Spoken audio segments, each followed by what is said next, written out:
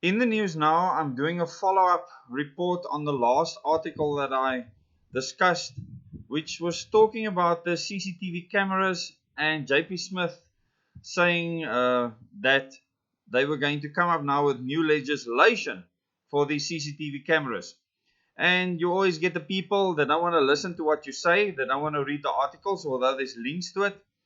And I want to go back in time now. I told you I will do many follow-up videos to actually expose what is happening in the city of Cape Town, in the DA-run city of Cape Town, and JP Smith, obviously a councillor within the DA, or elected by the DA, not the people. And I want to expose what these people are doing to you. And this article is from IOL, and it's from the 2nd of October of last year, 2019. And the headline reads, JP Smith accused of lying about a CCTV master plan that does not exist. And he has subsequently, in this last article that I covered in my very last video, admitted that there was no real plan or laws to cover what they were doing. They just implemented it, showing you that they don't care about your thoughts or opinions. They're just doing what they can when they can. Cape Town Mako member for Safety and Security JP Smith has been accused of lying after it emerged that the CCTV master plan he boasted about did not exist, according to the Social Justice Coalition, or the SJC. This after the SJC said it had submitted a Public Access to Information Act via application to have access to the master plan, where they were informed that the plan Smith referred to was not recorded. SJC spokesperson Sarah Summers said, and I quote, "This means that Smith's previous public claim that the city has such a plan was a lie, which is obvious." And I quote, "This means that the city of Cape Town has been spending money on installing, maintaining and monitoring CCTV cameras with no clear plan or strategy." And in my last article, JP Smith made it clear that they had none of that, and that there were no laws governing it, and they were just using the opportunity to install cameras everywhere.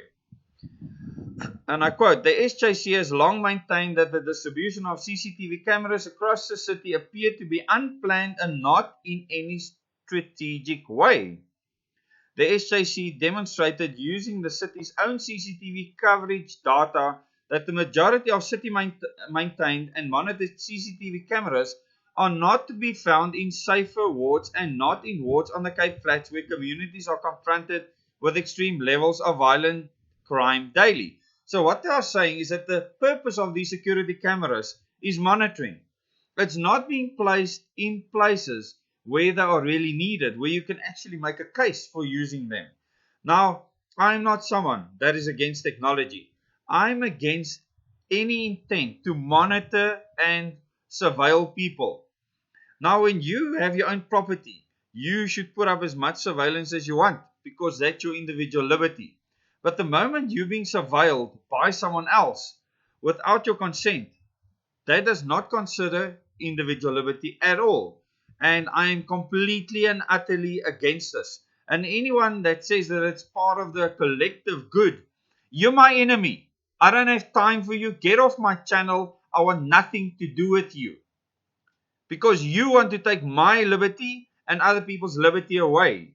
I want the people in this country that will fight with me for individual liberty, not against technology, because technology is not the enemy. It's the intentions behind it that becomes an enemy to our freedom.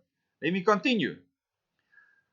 Smith has maintained, however, that the city does indeed have a master plan. Earlier this year, the Cape Times reported the city's intention to install CCTV cameras across the city to the value of 17 million by the end of the previous financial year, which concluded during June, with none of them being installed in Khayelitsha. The Khayelitsha Commission of Inquiry into Policing heard submissions from police management that the lack of CCTV cameras hampered crime-fighting efforts.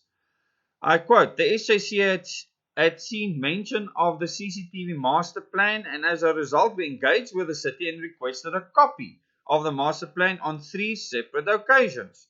City officials, including Smith, ignored these requests."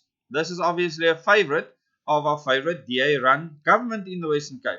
From Smith's opinion piece, it was clear that this old dated CCTV master plan must still be in operation, as the city had not yet initiated a revision of the plan.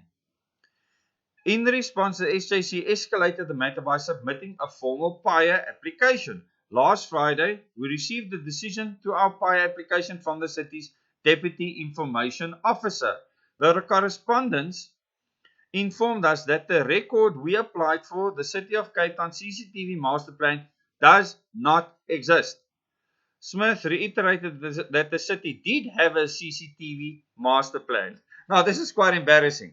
When he keeps on claiming that there is a master plan, a PIA Act request asks for that master plan to be made available, and then the city says there is none.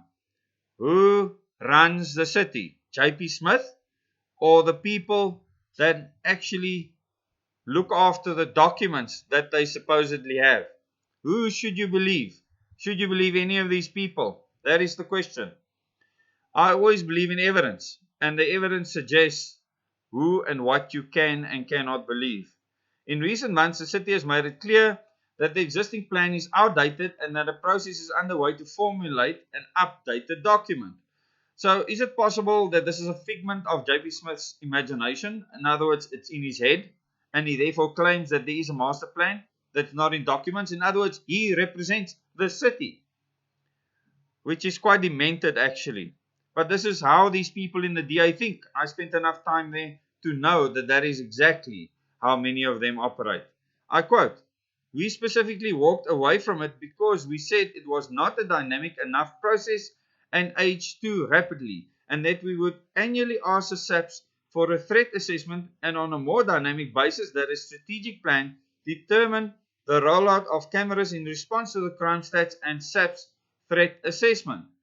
The SJC must wake up and stop playing politics with crime and safety," I close quote, Smith said. So this is the kind of response that you get from these people. Okay, and I'm very familiar with this. The arrogance of an elected public official is just unbelievable, but we're going to be removing them out of their positions very, very soon. And the majority of people in society will stand up against this tyranny. While CCTV would help in fighting crime, more police officers were needed, he added. These people need to learn how to spell, because in fighting and in fighting crime, they're obviously confused here, and they don't either that or they don't know how to spell. Then I quote, "The City of Cape Town is continuously working to increase its CCTV footprint." So they are saying that they're going to expand this. Okay, this is a massive undertaking cost-wise, and more especially because of the lack of infrastructure in some areas. What we need is more police officers on the ground, better resourced police stations, more effective investigations, and even more important, more prosecutions. Well, it's easy for a politician to say this. The SJC said they were willing to work with the city to implement a strategic plan for the CCTV rollout. Okay, so this was originally in the Cape Times, this article.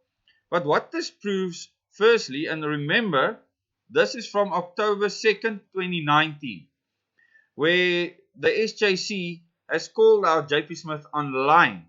He represents the DA because he was elected by the DA, or selected by the DA to become a councillor, and not selected by the people, because this party system that we're stuck in is a huge, huge problem.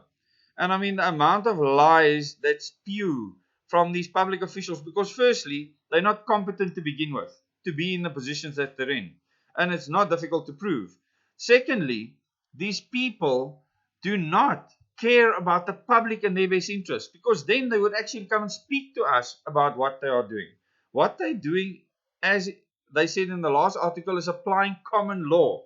So if enough bulk people complain about something, then only will they listen to them and say, okay, maybe we need to reconsider putting all these CCTV cameras everywhere.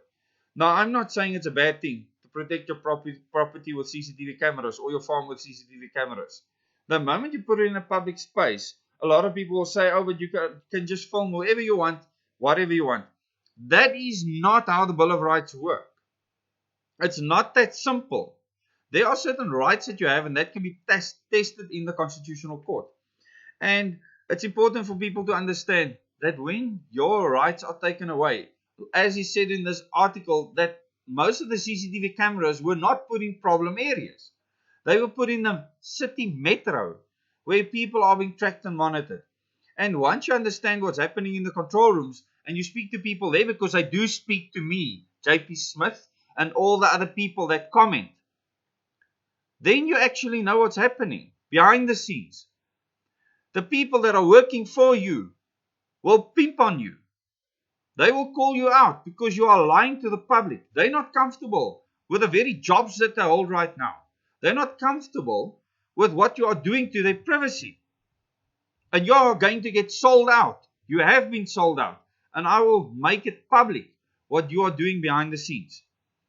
How you are developing software that you're linking into neighborhood watches and neighborhood cameras that will be able to check people's license plates, check how they're moving around, check their faces, see what contents are in their cars.